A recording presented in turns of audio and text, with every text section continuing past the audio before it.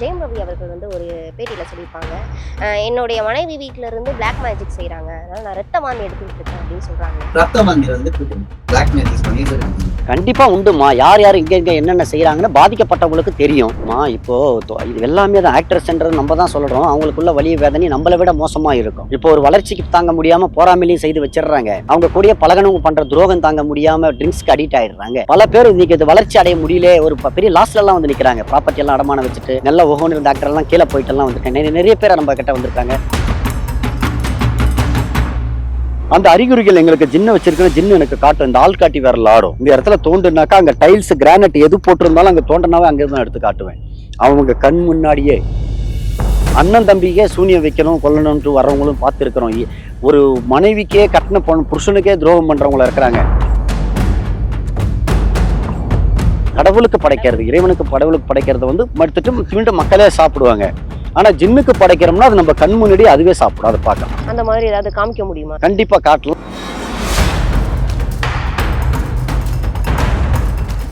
ஆன்மீக வேர்ல்ட் நேயர்களுக்கு வணக்கம். நான் உங்கள் பிருந்தா சங்கர். இன்று நம்மோடு சிறப்பு விருந்தினராக இணைந்திருப்பது ஜின் பார்த்திபன் அவர்கள். இப்போ ஜின் அப்படின்றது இந்த மாதிரி காடுகளில் தான் இருக்கும் அப்படின்னு சொல்றாங்க. முக்கியமா இந்த மாதிரி காடுகளில் வச்சுதான் அந்த ஜின்னை வந்து மற்றவங்களுக்கு நல்லது செய்யறதோ இல்லைன்னா அவங்க என்ன காரணத்தினால வராங்களோ அவங்களுக்கு தேவையான பூஜைகள் வந்து இந்த மாதிரியான காடுகளில் வச்சுதான் செய்வாங்க அப்படின்னு சொல்றாங்க. இந்த காடுல வச்சுதான் இப்போ நம்ம ஜின் பார்த்திபன் அவர்களையும் நம்ம வீடியோ எடுக்க போறோம். வாங்க சார். இப்போ ஜின்னை எல்லாருமே வந்து நெகட்டிவா தான் சார் பயன்படுத்துறாங்க. ஜின்னையும் நெகட்டிவா தான் பயன்படுத்துறாங்க. குறிப்பா மாந்திரீகம் அப்படின்னாலே நெகட்டிவா, இவங்க நல்லா இருக்க கூடாது, நான் மட்டும் நல்லா இருக்கணும் அப்படின்ற ஒரு நோக்கத்தோட தான் பயன்படுத்துறாங்க. இப்போ ஜின்னை வச்சு பாசிட்டிவா ஏதாவது பயன்படுத்தியிருக்காங்க?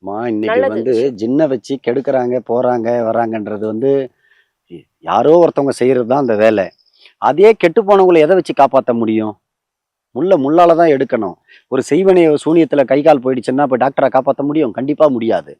அது நோய்வாய்ப்பட்டு போனாதான் அவங்க காப்பாற்ற முடியும். மாந்திரிகத்தால பாதிக்கப்படுறவங்கள மாந்திரிகத்தை வச்சுதான் காப்பாத்துறோம். எவ்வளோ தொழில் நலிவடைஞ்சு போகுது, குடும்பத்துல ஒண்ணும் இல்லாம போயிடுது, தெருவுக்கு வராங்க, அவங்களெல்லாம் யார் காப்பாத்துறாங்க? மாந்திரிகத்தை வச்சுதான் காப்பாத்துறோம். சரிங்களா? மாந்திரிகத்தை வச்சு காப்பாற்ற இந்த கெடுதல் தான் செய்யறாங்கன்னு சொல்றீங்களாம்மா? மாந்திரிகத்தை வச்சு கெடுதல் மட்டும்தான் செய்ய முடியும் இல்லை, நல்ல காரியங்கள் செய்யறதே இன்னைக்கு காலகட்டத்துக்கு மாந்திரிகத்தால தான் நடக்குது. இல்லைன்னா இன்னைக்கு பல பேருக்கு கல்யாணமே நடந்திருக்காது. புரியுதுங்களா? 50 வயசு கல்யாணம் நடக்கல, அவங்களுக்கெல்லாம் நான் தான் செய்து வைக்கிறேன். இன்னைக்கு பல பேர் வாழ்க்கையில வந்து எல்லாமே கஷ்டம்தான், முடக்கம், எதுவுமே வளர்ச்சி அடையல. நாங்க இன்னைக்கு எவ்வளவு பேர் இந்த ஜின்னை வச்சு வளர்ச்சி அடைய வைக்கிறேன். ஒண்ணுமே இல்லாதவங்க இந்த லக்கு மூலியமா லாட்டரி எடுத்து வச்சு அதுல ஜெயிக்க வைக்கிறோம். எவ்வளோ பேருக்கு என்னன்னா, இப்போ அப்பா அம்மா எதுவுமே சம்பாரிச்சு வைக்கல, சொத்து பத்து இல்லை, அவங்க என்ன பண்ணுவாங்க? சரிங்களா? எதை வச்சு அவங்க முன்னுக்கு வர முடியும்? இப்போ அவங்களை நம்பி ஏதாவது ஒரு பேங்க்குக்கு போனால் கூட பல ப்ரூஃப் கேட்பாங்க. தன்னார ஒரு ஆட்டோமேட்டிக்காக ஒருத்தவங்க எப்படி வளர முடியும்? இந்த லாட்ரி என்ன அதிர்ஷ்டத்தை வச்சு நான் நிறைய பேரை நான் நிறைய ஜெயிக்க வச்சிருக்கிறேன். இதை இல்லாதவங்களுக்கு எல்லாம் நான் நிறைய வழிகாட்டி இருக்கிறோம் ஜின்னை வச்சு. அதன்படி பார்த்தீங்கன்னா இன்னைக்கு எவ்வளோ பேர் நாட்டில் வந்து செய்கிறோம்னா மாந்திரிகத்தை முறையால தான் நல்லா இருக்கிறாங்க. பல பிரபலங்களே இன்னைக்கு மாந்திரிக முறையில தான் காப்பாத்திக்கிட்டு வருது. கண்டிப்பா சார். இப்ப நீங்க சொல்லியிருந்தீங்க, அதாவது ஜின் மூலியமா ஒருத்தர் நோய்வாய்ப்பட்டாங்க அப்படின்னா, இல்ல மாந்திரிகம் மூலியமா ஒருத்தர் நோய்வாய்ப்பட்டாங்கன்னா அது டாக்டரால கூட காப்பாற்ற முடியாது, முள்ளால எடுக்கிற மாதிரி மாந்திரிகம் இல்ல ஜின் மூலியமா காப்பாற்ற முடியும்னு சொல்றீங்களா? அந்த மாதிரி யாரையாவது நீங்க காப்பாத்துறீங்க? நிறையமா இப்ப இவரை காப்பாத்தி ஒரு டாக்டர் கிட்ட போய் உங்ககிட்ட காய்ச்சலுக்கு யாராவது காப்பாத்திக்கிறீங்களா, ஒரு ஆப்ரேஷன் பண்ணிக்கிறீங்களான்னு கேட்டீங்கன்னா அது என்ன பதில் சொல்லுவாங்க? அதே தான் சொல்றேன். ஒரு மாந்திரிக்காரங்கிட்ட வந்து நோய்வாய்ப்பட்டுன்னா செய்வனை மூலியமா பாதிச்சதுன்னா நாங்க காப்பாத்தாத ஒரு கணக்கு வழக்கு கிடையாது. யாரு என்னன்னு சொல்லவே முடியாது. அந்த அளவுக்கு தான் எண்ணில் அடங்காத இருக்கும். என்ன காரணம்னு கேட்டீங்கன்னா, இன்னைக்கு வந்து மக்கள் வந்து ஒருத்தனை அழிக்கணும்னா எளிதா வந்து மாந்திரிகத்தை எடுத்துடுறாங்க. ஒரு கோவத்திலயோ ஒரு வேகத்திலயோ ஒரு சொந்த அண்ணன் தம்பி ஒரு பிரச்சனைக்கு கூட மாந்திரிகத்தை நாடி போய் ஏதாவது செய்திடுறாங்க. ஏன்னா காவல்துறைக்கு பிரச்சனை வரக்கூடாது, நமக்கு எந்த ஆபத்தும் வரக்கூடாது, நம்ம செய்யறதே தெரியாம செய்திடணும் அப்படின்னு. ஏன் கட்டின மனைவி கூட எடுத்து ஒரு பொருளை கொடுத்து செய்திடுறாங்க. இதை நல்லா வெளிப்படையா பேச முடியாது பல விஷயங்களை நான் மீடியாவில். அப்போ இதை செய்திடுற போது இப்போ ஒருத்தவங்களுக்கு வந்து நம்ம செய்து வைக்கணும் மாந்திரிகத்தில் அழிக்கும் போது இப்போ திரும்ப அவங்களுக்கு இது மாந்திரிகத்தில் தான் பாதிக்கப்படுறோம்னு கண்டிப்பா அவங்களுக்கு தெரிய வந்துடும். ஏன்னா எந்த மருத்துவமனைக்கு போனாலும் அதை வந்து செக் பண்ணி பிளட்ல ஒன்றும் இல்லை, ஸ்கேன் பண்ணி இசிஜி போட்டு ஒன்றும் இல்லைன்னு சொன்ன பிறகு அது என்னன்னு தெரிய வந்துடும். அப்ப மீண்டும் எங்க வந்து அதை குணப்படுத்த முடியும்? அதே மாந்திரிகத்தை முறையில தான் இன்னைக்கு குணப்படுத்தி எவ்வளவு பேரை காப்பாற்ற முடியுது. சரிங்களா? அதனாலதான் வந்து சொல்லியிருக்காங்களா அந்த காலத்துல வந்து நோய்க்கும் பாரு பேய்க்கும் பாரு அப்படின்னு வந்து பழமொழியே இருக்குது இல்லையா? அந்த பழமொழியே இதுக்காக தான் படைக்கப்பட்டது. கண்டிப்பாமா. இன்னைக்கு அது இல்லைன்னாக்கா ஒண்ணுமே இல்லை, மாந்திரிகம் இல்லைன்னாக்கா உலகம் இல்லை. ஏன்னு கேட்டுங்க, இப்போ நம்ம நாட்டுல மட்டும் கிடையாது மாந்திரிகம். உலகத்துல எந்த நாட்டுல இல்ல மாந்திரிகம்? மாந்திரீகத்துக்கு அப்படின்னு தலை சிறந்த இடம் அப்படின்னு ஏதாவது இருக்கா? ஏன்னா கேரளாவை தான் நம்ம வந்து குறிப்பா சொல்லுவோம். இல்லம்மா. மாந்திரீகத்திற்கு ரொம்ப இல்ல கேரளான்றது வந்து ஒரு இதுவாகி போச்சு. இங்க சொல்றது நமக்கு பக்கத்துல இருக்கிறதால கேரளான்னு சொல்லுவீங்க. இப்போ உங்களுக்கு ஏதாவது ஒன்று கேட்டல் இருக்குது, இப்போ ஒரு ஹாஸ்பிட்டல் எது நல்லா பெஸ்ட்னு கேட்டா நீங்க என்ன பண்ணுவீங்க? உங்க ஊர்ல உங்களுக்கு தெரிஞ்சது தான் நீங்க சொல்லுவீங்க. ஏன்னா அதுக்கு மேல பெஸ்ட் எல்லாம் எவ்வளவோ உண்டு. சரியா? அது நீங்க பார்த்திருக்க மாட்டீங்க, அவ்வளவுதான். கேரளான்றது ஒரு பேர் போன இடமா ஃபேமஸா வரவா அப்படி சொன்னோம். இப்போ அது கேரளாலாம் தாண்டியாச்சு. நேபாளில் லேடிஸ்களே செய்வாங்க. சரிங்களா? வீட்டு வீடு ஒரு செய்வாங்க. நம்ம நாகாலாந்துல குடிசை தொழில் மாதிரி பெண்களே வீட்டுக்கு வீடு செய்வாங்க. பல நாட்டுகள்ல, அரபு கண்ட்ரிகள்ல மாந்திரிகத்தை பெண்களே கையாளுறாங்க. எவ்வளவு நாட்கள்ல இங்கதான் வந்து ஆண்கள் எல்லாம் இருக்கிறது, பெண்களே செய்வாங்க. நிறைய நேபாள் எல்லாம் வந்து இன்னொன்னு பாத்தீங்கன்னா குறிப்பா பாத்தீங்க அப்படின்னா இந்த மாதிரியான மாந்திரீக தொழில்ல ஈடுபடுறதுங்க அதிகமானவர்கள் வந்து முஸ்லிம்களா இருக்காங்க அப்படின்னு வந்து ஒரு சர்ச்சை இருக்கு. அதாவது முஸ்லிம்கள் தான் வந்து அதை வந்து ஆராய்ந்து தெரிஞ்சுக்கணும் அப்படின்றதுல ரொம்ப அதிதீவிர ஒரு ஆர்வம் உடையவர்களா இருப்பாங்கன்னு சொல்றாங்களே, இது உண்மைதானா சார்? கண்டிப்பா கிடையாதுமா. இன்னைக்கு மாந்திரிகர்கள் பாத்தீங்கன்னாவே இன்னைக்கு கூகுள்ல போட்டு காமிச்சாவே யார் மீது மாந்திரிகர் எல்லாமே காட்டுது. அதுல எத்தனை முஸ்லீம் இருக்கிறாங்க, எத்தனை பேர் அதாவது இந்துக்கள் இருக்கு. முஸ்லிமா இருந்து ஹிந்துவா மாறி அதுல கத்துக்கக்கூடிய பல தரப்புமா. அப்படின்றதெல்லாம் கிடையவே கிடையாதுமா மாந்திரிக துறைக்கு. அவங்கவங்க விருப்பப்பட்டு ஏன்னா வர்றதுதான். இப்ப நீங்க சொல்லும் போது கூட பாத்தீங்க அப்படின்னா அரபு நாடுகள்ல வந்து அதிகமா மாந்திரீகத்தை வந்து செய்யறாங்க அப்படின்னு சொல்றீங்க இல்லையா? அப்போ அரபு நாடு அப்படின்னாலே யாருக்கான நாடு அப்படின்றது நமக்கு தெரியும். அது நாடுன்றதை விட அந்த நாட்டுல ஆதிக்கத்துல அது வந்து அப்படி எடுத்துக்க கூடாதுமா. அந்த நாட்டுல முன்னோர்கள் கத்து கொடுத்ததை அப்படியே காலகாலமா செய்துட்டு வராங்க. இப்போ கேரளாவில் அந்த மாதிரி செய்யறாங்க, நம்ம இந்தியாவிலையும் செய்யறாங்க, வடநாடுகள்லயும் செய்யறாங்க. புரியுதுங்களா? அதுக்குன்னு ஒரு இனத்தை சார்ந்தவங்க அதுக்குன்னு செய்யறாங்க வடநாடுகள் சைடுல. புரியுதுங்களா? இப்போ நம்ம பக்கத்துல தமிழ்நாட்டுல எடுத்துக்கிட்டிங்கன்னா ஒரு சில நாய்க்கரன்னுவாங்க, அந்த மாதிரி இனத்தை ஜாதியை சேர்ந்தவங்க, அவங்க வந்து அந்த இனத்தை சார்ந்தவங்களும் அவங்களும் செய்யறாங்க. பல பேர் இருக்கிறாங்க இந்த மாதிரி செய்யறதுக்கு. எல்லா ஸ்டேட்லயும் எல்லா நாடுகள்லயும் அந்த ஒரு மதத்தை சார்ந்தவங்க இதை செய்துட்டு வராங்க மாந்திரிக தொழிலை. இவங்க இந்த இனம் இவங்க மதம் அப்படின்லாம் கிடையாது. எல்லாத்துக்குமே எல்லா தொழிலுமே உண்டு. இப்ப நானெல்லாம் எதையுமே சாராத டக்குன்னு எதர்ச்சியா வந்ததுதான் இந்த மாந்திரிகத்தை கத்துக்க. இந்த மாதிரி வந்து பல வழியில வந்தவங்க நிறைய உண்டு. இன்னைக்கு யாருமே, இப்ப உங்க அப்பா அம்மா என்ன வேலை செய்தாங்க? நீங்க ஆங்கரிங்ல இருக்கிறீங்க. அதை வந்து நம்ம அப்பா அம்மா செய்த வழின்றது கிடையாது, எதார்ச்சியா வர்றதுதான். இப்ப இன்னைக்கு வந்து பாத்தீங்கன்னா நடிகர் எல்லாம் வந்து பல பேர் புதுமுகங்கள் இன்னைக்கு ஒரு செல்லை வச்சே நடிகர் ஆக்டரா வந்துட்டாங்க. அப்பெல்லாம் ஒரு காலத்துல பாத்தீங்கன்னா ஒரு படம் நடிக்கணும்னா வாய்ப்பு கலையணும், கஷ்டப்படணும், போகணும். இன்னைக்கு ஒரு செல்லை வச்சே அவங்கள வாய்ப்பு தேடி வர அளவுக்குலாம் இன்னைக்கு உலகம் வளர்ந்து போச்சு. அதுல மாந்திரிகத்துல நிறைய வளர்ச்சி அடைஞ்சிருக்கு. கண்டிப்பா சார். எக்ஸாம்பிளா இப்போ வந்து நீங்க சொல்லியிருந்தீங்க மருத்துவத்தால கூட குணப்படுத்த முடியாத ஒரு சில விஷயங்களை நான் பண்ணியிருக்கேன், மாந்திரிகத்தால தான் அது குணப்படுத்த முடியும் அப்படின்னு நீங்க சொல்றீங்களா? எக்ஸாம்பிளா ஏதாவது விஷயங்கள் சொல்லுங்க. அம்மா, எக்ஸாம்பிள்ன்றது மாந்திரிகத்தால குணப்படுத்த முடியும்னா ஒரு ரொம்ப வசதியானவங்க, சென்னை அண்ணா நகர்ல இருக்கிறவங்க பல இடங்கள்ல பல மருத்துவமனை வெளிநாடெல்லாம் தூக்கிட்டு போய் பார்த்துட்டு கடைசியா என்ன பண்ணிட்டாங்க, முடியாதுன்னு கொண்டு வந்து வீட்டிலேயே வச்சுட்டாங்க. எப்படி இதுக்கப்புறம் வெளியே கொண்டுட்டு போக தேவையில்ல, ஹாஸ்பிட்டல் நாடி இல்லை, முடிஞ்சு போச்சு தரணும், அது வீட்டிலே இறந்து போகட்டும் அவங்க அப்படின்ட்டு எடுத்து வந்து வச்சாங்க. வேற ஒருத்தவங்களுக்கு கூட வந்தவங்க அவங்க அப்போ கூட வந்திருக்கிறாங்க. அவங்களுக்கு பார்க்கும்போது எங்களுக்கு இந்த மாதிரி சம்பவம் இருக்குது எங்க வீட்லயும்னாங்க. அவங்கள கொண்டாட முடியாது, நீங்க வந்து பாருங்கன்னாங்க. போய் பார்த்து கிட்டத்தட்ட 6 வருஷமா அவங்க கஷ்டத்துல படுக்கடியிலே கிடந்தவங்கள, முடியாதுன்றவங்கள வெறும் பாத்ரூமுக்கு தான் போவாங்க வருவாங்க, வேற எங்கேயும் எந்திரிச்சு போக முடியாது, வர முடியாது. இதுக்கப்புறம் அவங்க மேலே நம்பிக்கை இருந்துட்டாங்க, இதுக்கப்புறம் இருக்க மாட்டோம்னுட்டு. அதெல்லாம் கிளியர் பண்ணி விட்டு அவங்கள நல்லபடியா ஆக்கி விட்டு இன்னைக்கு வேலை வைக்க போற அளவுக்கு நல்ல ஆரோக்கியமா அவங்க பிசினஸை பாக்குற அளவுக்கு இருக்கிறாங்க. இதெல்லாம் எவ்வளவு பெரிய விஷயங்கள் தெரியுங்களா? சாதாரணமான விஷயம் கிடையாது. கண்டிப்பா. இப்ப பாத்தீங்கன்னா சமீபத்துல கூட ஜெயம் ரவி அவர்கள் வந்து ஒரு பேட்டியில சொல்லியிருப்பாங்க, என்னுடைய மனைவி வீட்ல இருந்து பிளாக் மேஜிக் செய்யறாங்க, அதனால நான் ரத்த வாந்தி எடுத்துக்கிட்டு இருக்கேன் அப்படின்னு சொல்றாங்களே, இதெல்லாம் நீங்க எப்படி சார்? கண்டிப்பா உண்டுமா. யார் யார் இங்க என்னென்ன செய்யறாங்கன்னு பாதிக்கப்பட்டவங்களுக்கு தெரியும்.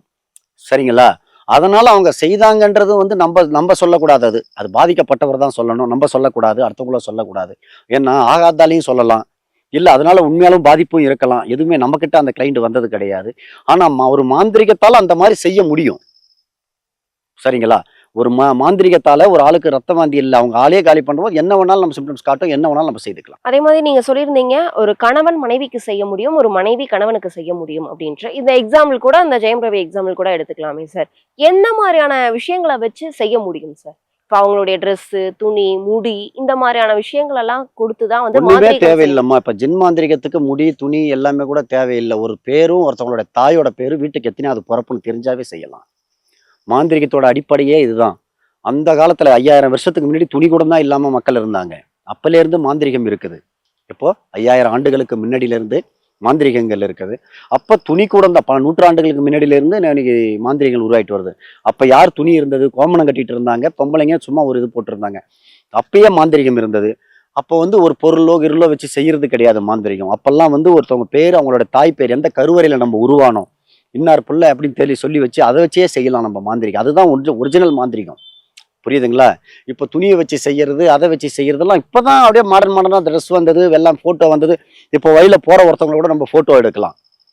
அப்போ ஆதி காலத்துல இப்போ போனே இப்போ இந்த அதோட பாத்தீங்கன்னா ஒரு 10 வருஷமா தான் இந்த செல்லு கூட. அதுக்கு முன்னாடி எந்த போன் இருந்தது, எந்த போட்டோல எடுத்து வைக்க முடியும்? அப்படியெல்லாம் எதுவும் கிடையாதுமா. மாந்திரிகத்துக்கும் ஒருத்தவங்க மெட்டிலுக்கும் சம்பந்தமே கிடையாது. ஒரு மெட்டில கூட வச்சுக்கிறது வந்து ஒரு என்ன சொல்லுவாங்கன்னா, வேண்டுன்ற வசியப்படுத்துறவங்க அந்த பொருளை வச்சு செய்வாங்க. இப்போ ஆக்டர்ஸ்லாம் உங்களை பார்க்க வந்திருக்காங்களா சார்? அப்படி வந்திருந்தாங்க அப்படின்னா அவங்க என்ன நோக்கத்துக்காண்டி வந்திருக்காங்க அப்படின்னு சொல்ல முடியுமா, அவங்களுடைய பேரை குறிப்பிடாம? இப்போ இது எல்லாமே தான் ஆக்டர்ஸ்ன்றது நம்ம தான் சொல்றோம். அவங்களுக்குள்ள வலி வேதனை நம்மளை விட மோசமா இருக்கும். இப்போ ஒரு வளர்ச்சிக்கு தாங்க முடியாம போராமையிலையும் செய்து வச்சிடுறாங்க.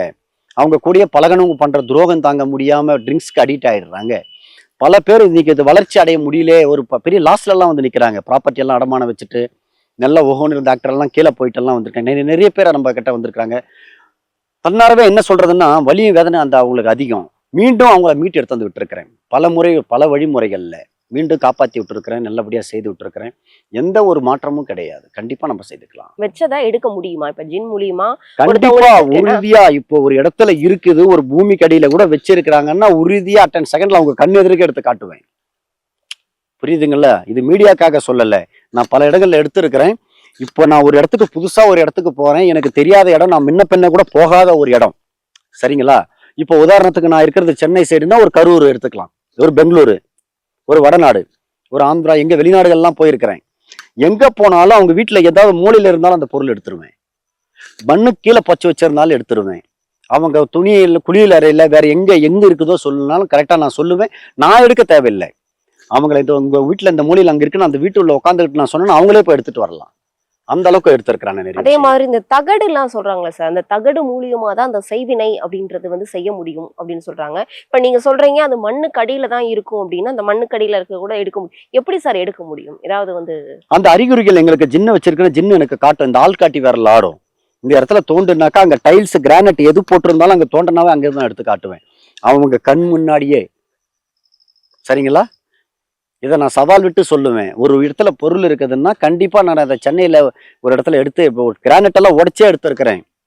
இட்டாலியிலேருந்து வந்த கிரானைட்டு அந்த இடத்த உடைக்க சொல்லி அவ்வளோ இது பண்ணி உடைச்சி இங்க இல்லைன்னா நான் இந்த தொழிலே விட்டுறேன்னு சொல்லியிருக்கிறேன்.